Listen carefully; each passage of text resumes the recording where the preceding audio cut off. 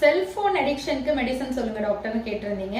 இன்னைக்கு சின்ன குழந்தைகளும் சரி பெரியவங்களும் சரி நிறைய பேர் அந்த செல்போன் அடிக்ஷனுக்கு ஆளாயிருக்காங்க. ஒரு விஷயம் நம்ம கைக்குள்ளார இருக்கு அப்படின்னா அது அடிக்ஷன் இல்ல.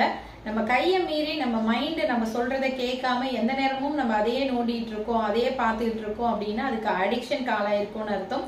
ஸோ அந்த மாதிரி செல்போன் அடிக்ஷன்ல உங்க குழந்தைகளோ இல்ல நீங்களோ ஆளாயிருந்தீங்கன்னா இந்த 3 மருந்துகள் உங்களை அந்த அடிக்ஷன்ல இருந்து மீண்டு வர்றதுக்கு ஹெல்ப் பண்ணும். இதுக்கு ஆர்சனிகம் ஆல்பம் 1 அப்படின்ற மருந்தை காலை ஒரு நேரமும், கேலிப்ரோம் 200 அப்படின்ற மருந்தை மதியம் ஒரு நேரமும், நக்ஸுமெகா 1 அப்படின்ற மருந்தை இரவு ஒரு நேரமும் எடுத்துக்கோங்க. நீங்க இதை தொடர்ந்து இந்த அடிக்ஷன்ல இருந்து மீண்டு வர வரைக்கும் 1 மாசம் தொடர்ந்து எடுத்துட்டு வாங்க. நீங்களே பார்க்கலாம், அப்படியே அந்த அடிக்ஷன்ல இருந்து கொஞ்சம் கொஞ்சமா மீண்டு வந்துருவீங்க. உங்களோட செல்போனை நைட்டு 9 மணிக்கு ஆட்டோமேட்டிக்கா ஆஃப் ஆகுற மாதிரி செட் பண்ணிடுங்க.